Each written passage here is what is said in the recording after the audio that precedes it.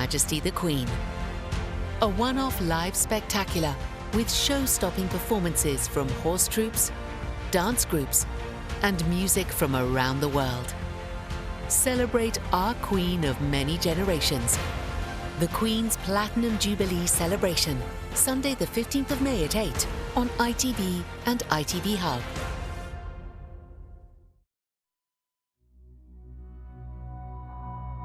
Now the latest ITV News. It's Wales at 6 with Andrea Byrne.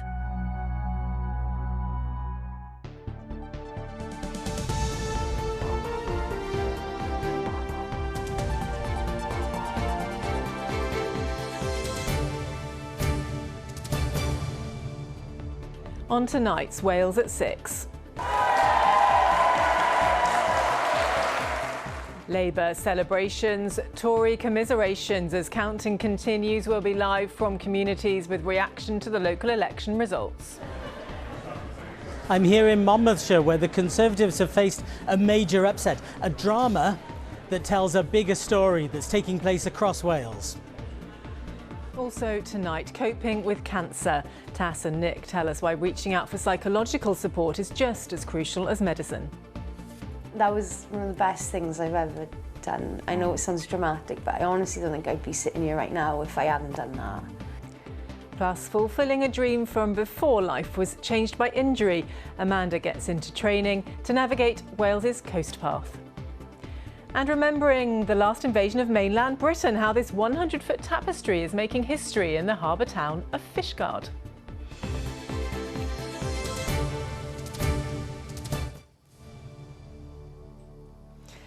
Hello, good evening to you. Council election results have been coming in across the afternoon, and it's been a terrible day for the Welsh Conservatives, facing huge defeats. They've lost control of their only majority council in Monmouthshire. There are still some counts to be declared, but let's have a look at the current picture. A short time ago, across Wales, Labour had gained at least an extra 38 seats, and the Conservatives had lost at least 35 seats.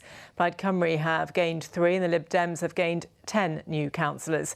Independents have lost 21 seats. That means Labour is now in control of at least 4 councils, including taking Blaenau Gwent from 2017. Plaid Cymru have won at least 2, and that includes taking control of Anglesey. Well, as we said, the big story of the day is Monmouthshire, where the Conservatives have lost control of their only majority. And our political editor, Adrian Masters, is at the count for us this evening live. Adrian, this is a real hammer blow for the Tories, isn't it?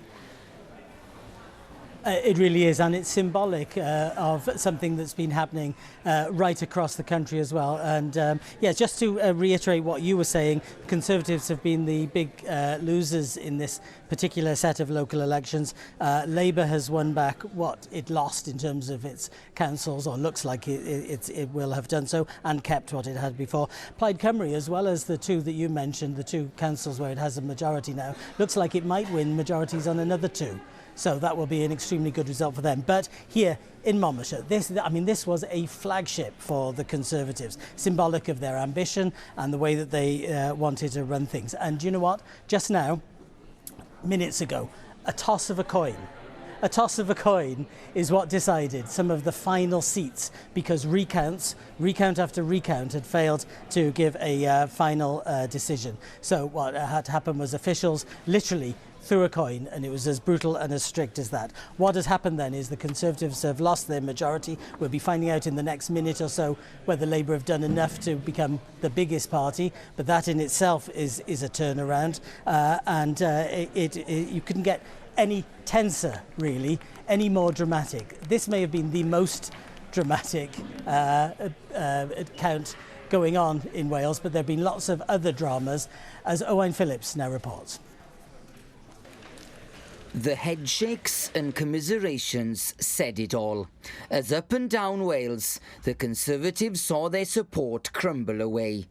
And a bad day turned into a catastrophe as they lost their only outright majority here in Monmouthshire as Labour surged. Well, I think it's a combination of those national headlines, and we have to accept that, and we have to build on the strong Welsh Conservative brand, because as I've gone round Wales, there's been an acceptance that the Welsh Conservative brand and those standing for the Welsh Conservative brand have been welcomed in communities. But with the national messaging that's come out over the various issues, that's been problematic for us to overcome, and that's why the results are disappointing today. Labour were buoyant, increasing their majority here in Cardiff and winning back authorities in the south they previously lost. I knocked doors across the city, and there was certainly a sense of acknowledgement that Labour was the party that was taking the cost of living crisis seriously and seeing the council actually taking action and being on the side of residents on that matter. Pushed back against Boris Johnson as well in some quarters, although not universally. It was a mixed picture for Plaid Cymru, who took overall control of Anglesey Council, but fell back in some other areas, like Rhondda Cynon Taf. There have been significant gains again here in Neath, where we've taken seats from Labour. So I think there is broad appeal, and considering the context of this election, where I think Labour voters wanted to send a strong message to the Conservative Party, I think overall it hasn't been too bad of an election for us. And the Liberal Democrats also made modest gains in several authorities. People are seeing us as a credible party to vote for. They're seeing that actually the Liberal Democrats offer something that they want to support. Previously, perhaps they've not done that, but they've seen the by-election wins in Cheshire and Amersham and North Shropshire and seen that we can win and that we do well. So how much of the Tories' woes is down to Boris Johnson? We asked voters in Llandudno. I liked him, I like Boris. I don't think he's any worse than any of the others. They all tell lies, don't they? Be honest. Well, if I saw him, I think I'd punch him on the nose. Don't believe anything they say. Everything they say is all propaganda. Tell you something you want to hear, and then they don't actually go through with it. So a difficult election for the Conservatives, and some are already putting the blame at Boris Johnson's door and the events that went on behind it. Well, clearly a bad day for the Conservatives. Let's find out a little more about Labour's success today with our correspondent Hannah Thomas, who's in Merthyr Tydfil for us this evening. And Hannah, Merthyr was one of the places that Labour had their sights on regaining. Absolutely, Andrea. Yes, I'm at one of the highest points actually in Merthyr Tydfil. As we've seen already, Labour actually on a high in many parts of the country, but maybe not so here, because we finished up here with Labour on 15 seats and the Independents on 15 seats. So what happens now? Well, your guess is pretty much as good as mine. Labour is saying, well, actually there's plenty of talking to be had on the weekend. The Independents are saying we have the mayor and he will have the casting vote. So we retain the administration. Now, where I am, I can see Blaenau Gwent over there, and as you've said, Labour did regain control of Blaenau Gwent, the independent leader there, Nigel Daniels, losing his seat. It was here that they were not so lucky.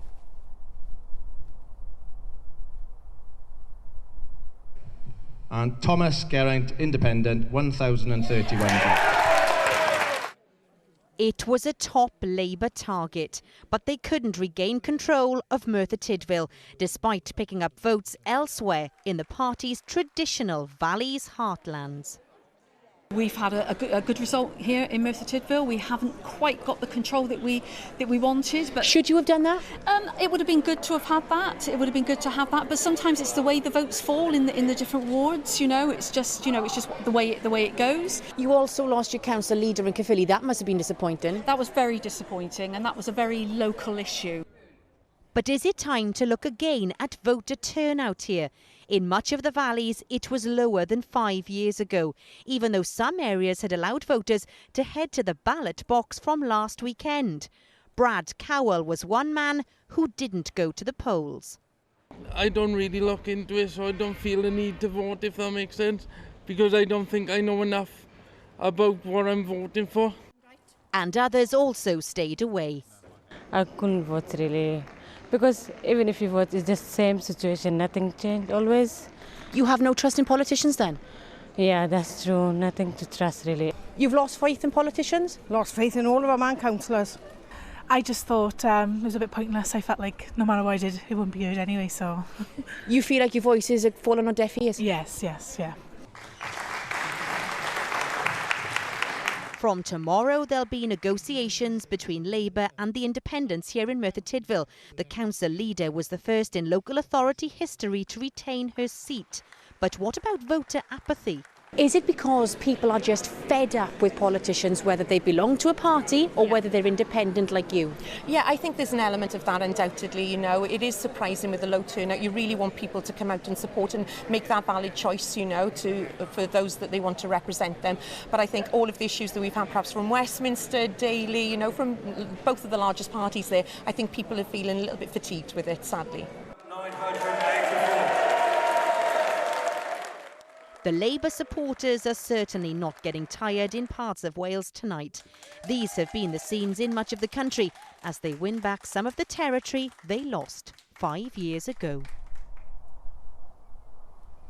Well, yes, bringing back some of that territory and holding on to some of the territory as well. As you said, Monmouthshire has been the story of the day, but Labour has comfortably held on to Cardiff Council. It's held on to Swansea, to Newport, and actually held on to Caerphilly as well, even though Philippa Marsden, the Labour leader, lost her seat quite heavily there, actually. Bridgend, we're still waiting to hear on that because they were hoping to regain control of Bridgend as well, but we haven't quite had the results through there. Flintshire, they're expecting to declare tomorrow, so we won't know what happens there until at least tomorrow morning. But you can, of course, keep across our updates on our website, www.itv.com/Wales. That's where the action is. That's where the updates are. Do stay tuned for more action right through the evening. Thank you very much indeed for that update. Really interesting. Well, we can return to speak to Adrian now. And Adrian, we've been seeing in the UK, across other parts today, the Tories losing some long-held seats. In Monmouthshire, then, what's the mood like there? You know, where's the blame being placed by the Tories? I think the mood, Andrea, it's easy to describe. It's shock, and that's shock from all sides. So the Conservatives didn't expected to actually to take a bit of a hit, but they didn't expect to lose this authority. And Labour didn't expect it either. So they weren't getting these messages from people on the doorstep. So it was a surprise. It was a shock. I'm glad to say, well, I would say I'm glad to say, but I'm afraid it's bad news that Richard John, who's been the leader here, joins me now. Commiserations. Thank you. How are you feeling? To be honest, we do feel really gutted that we've lost some really hard-working Conservative councillors today through no fault of their own. You know, we've worked together really closely over the last few years. We've had a fantastic team of councillors, you know, for the most diverse slate of candidates we've ever had. That's the brutal reality, isn't it? Because we talk about politics and we treat it as a spectator sport, but yeah, and it's really frustrating. You know, we wanted to be talking on the doorsteps about what we're doing as a council to lead the green agenda, tackling climate change, about how we pay our carers at least a real living wage, what we're doing to support children's mental health in schools. And unfortunately, instead of talking about those really important issues about what councils do, we were talking about whether people like or dislike or trust one single individual who doesn't run any councils. You're not naming him, and I'm going to say Boris Johnson. Is that who you're talking about? Yeah, and that did come up a lot on the doorstep, and it was really frustrating because we had the most detailed, comprehensive manifesto of any party. It was focused on what we want to do to support our residents. We've taken a fairly consensual approach, which sometimes we've been criticised for, but we've always just taken the approach that if it's in the best interest of our residents to work across party political divides, then that's absolutely what we should do. You criticised Boris Johnson, you called for him to resign, in fact. Was that a mistake? I felt I had a responsibility to speak up for my residents, to represent their views, and I think when you are unhappy or disagree with certain things, I think we have a responsibility as leaders in our communities to speak out about that. You still think he should resign? I think the party needs to reflect very, very carefully on the results that we've seen today. We've had some bad results right across the UK. While we have lost 6 seats here, It has been worse in other areas, but there's no dressing this up. This is a really bad result for the party, and I think it's a clear indicator of public mood that we need to reflect on. You mentioned the way that you try to do things differently here. Some people, they joke about it, call it cuddly conservatism or compassionate conservatism. You try to be more green, more diverse. That was some of your colleagues elsewhere in Wales have called that an experiment that failed. What do you say to that?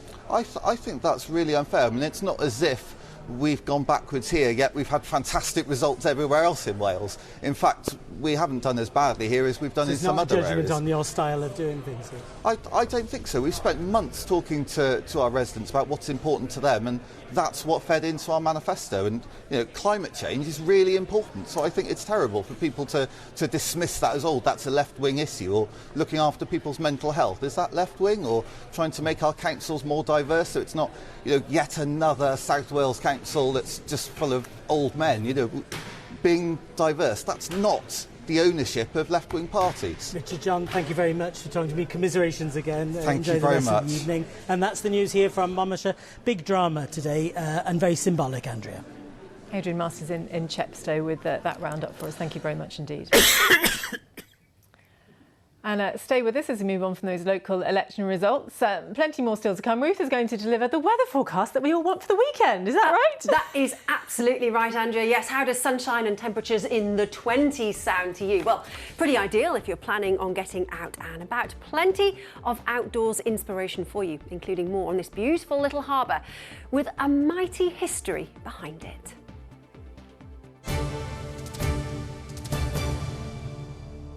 In the 20s, we'll definitely take that.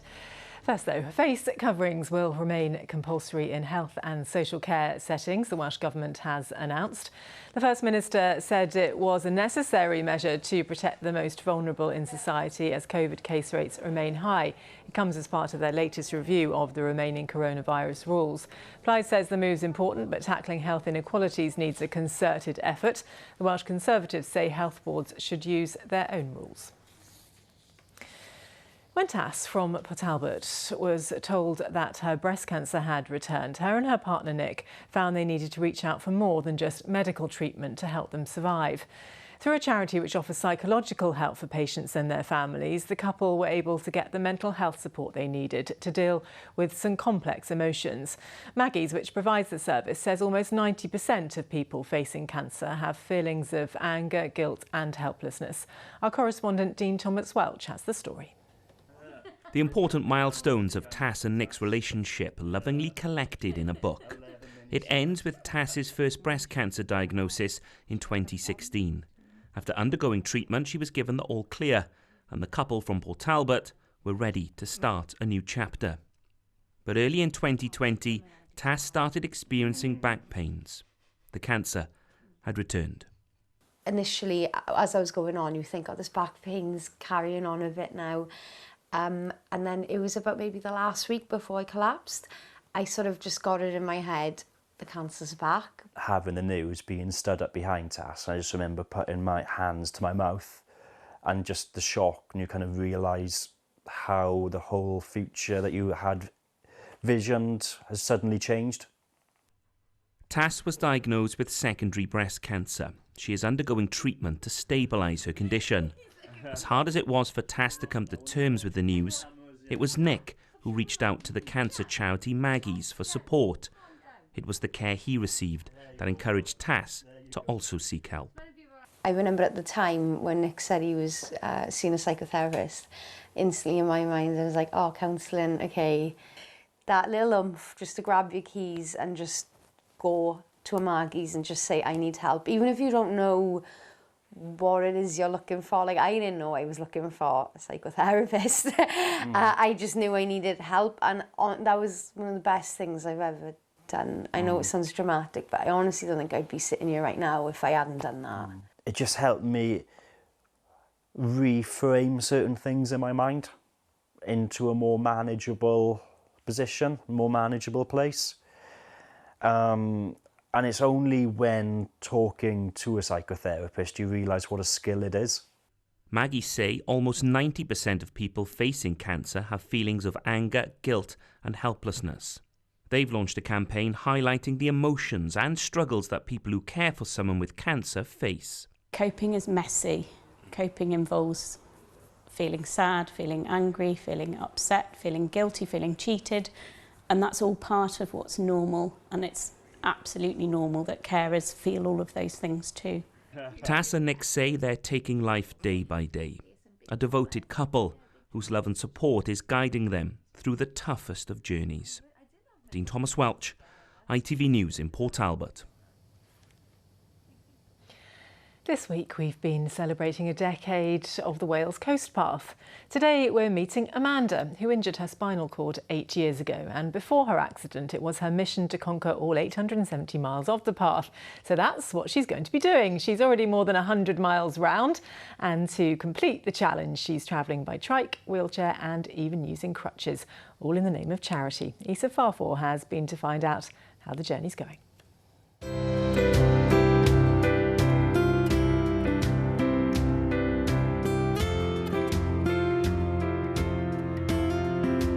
Amanda grew up loving the nature in Devon, and when she moved to Wales, she had a dream, walking the whole of the Wales coast path.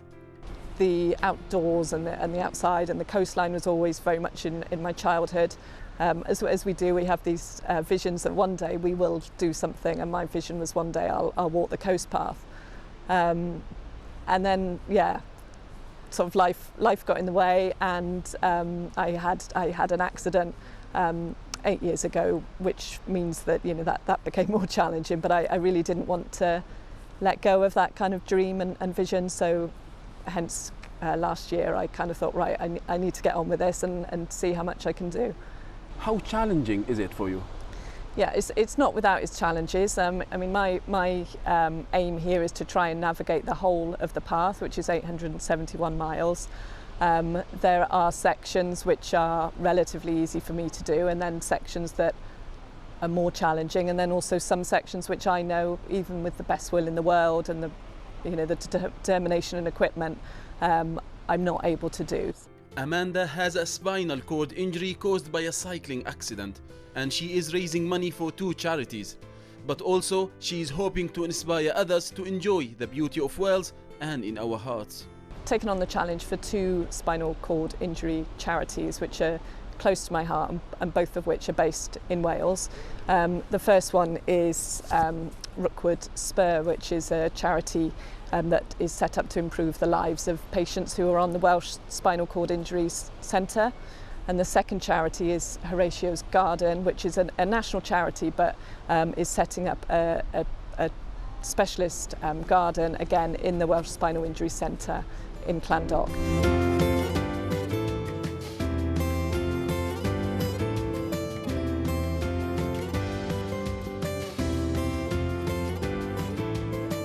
The Wales Coast Path to me means more than anything freedom. I'm hoping that in doing this challenge I am in some way inspiring others to get out there and enjoy what the Coast Path has to offer.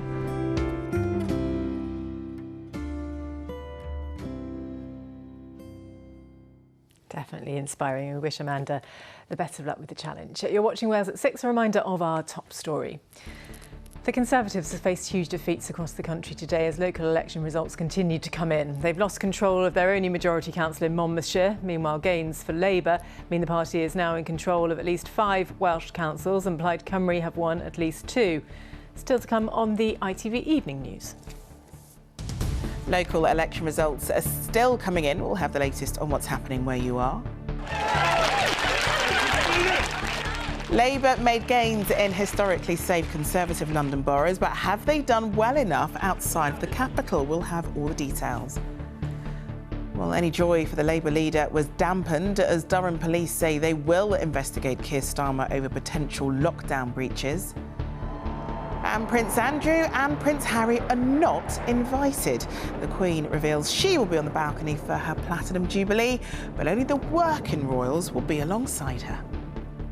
Join us for those stories and more from 6:30. That's coming up soon. Ruth's here now with that amazing weather. Oh, well, I do hope so. Yes, absolutely. Yes. Well, I might just have to say that I do have some good news on the weather front. We were talking earlier, of course, about the 10th anniversary of the Wales Coast Path. If you fancy joining the party with a walk this weekend, the weather will certainly be on side, I'm happy to say. Now, the path itself passes through the beautiful town of Fishguard, which has its own cause for celebration this year too. In case you didn't know, it's the 225th anniversary of the last invasion of Britain, when the town came under attack from the French. The story of how they were repelled is extraordinary and the stuff of legends. I've come to the coastal town of Fishguard with its pretty little harbour, but this place also has a pretty mighty history. This year is the 225th anniversary of the last invasion of Britain, when the town came under attack from the French. The story of how they were repelled is extraordinary and the stuff of legends.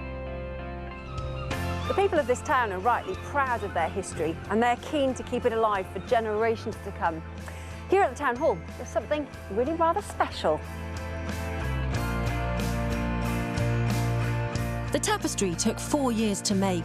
Locals embroidered the story stitch by stitch, creating a work of art that's been compared to the Byrne tapestry, one of the world's most famous pieces of medieval art that illustrated the Norman conquest of England in 1066. Julie Coggins is chair of the Last Invasion Trust. It really is a legacy for the town. It depicts the last invasion of mainland Britain, from the first sighting of the ships to the surrender on the beach. I mean, it's a big story. How long is this tapestry? It's 100 feet long, just over 30 metres. It took 4 years to make. And who made it? Who was involved? Local ladies. A local artist, Elizabeth Cramp, designed it. She's an artist, not a stitcher. And she researched it, she painted it, she drew it. Then she had expert embroiderers help her take the pictures to fabric. I mean, the detail is just amazing. Spectacular, Absolutely isn't it? amazing. How old is this work now? It was finished in time for the bicentenary, so it was finished by 1997. Right. The town had a fantastic year. There were celebrations all over the place. And I think the ladies are so proud of it. They really like to show it. They like to come in here. They like to see the bit that they sewed. After threading our way through the history of Fishguard, this has been the perfect end to the day. Much more on Coast and Country, 7 o'clock right here on ITV Cymru Wales. Now then, let's talk about the weather. There's a lot to talk about. How does sunshine and 22 degrees this weekend sound to you? Now, you know how we like to say things are hotter here than they are in the Med. Well, actually not shaping up too badly at all. We're certainly going to beat parts of, I know, southern France, parts of Spain as well. However, thankfully, we are not quite going to beat India. This weekend, they could well see temperatures of 49 degrees Celsius. That's 120 in Fahrenheit. Thank goodness. Nowhere near that here. Here are the details.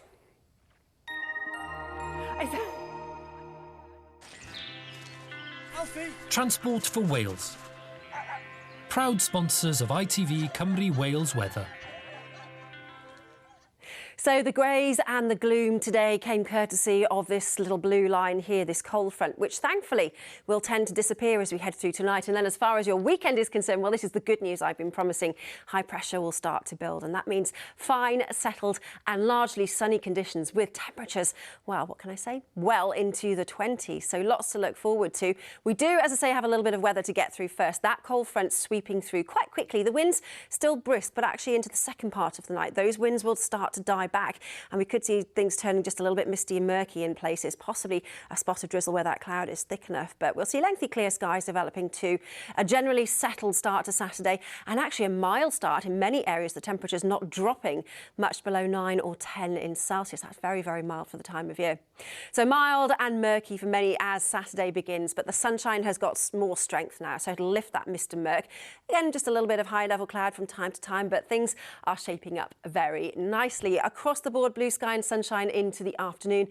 And what can I say? Look at these temperatures. I'll possibly just leave it here for a minute or two. 16s and 17s out towards coastal areas, but further inland. 21, even 22 in Celsius. Again, 22 degrees. That's several degrees above the average for the time of year. Don't get caught out though. Enjoy that sunshine, but be careful. Moderate levels of UV, but the higher end of the scale, level 5. So that means pretty short burn time. So just be careful, as I said. And as far as your outlook is concerned, well, high pressure just dominates all the way through. Possibly cloudier skies for Sunday, but still lots of lovely warm sunshine remaining settled well into next week too.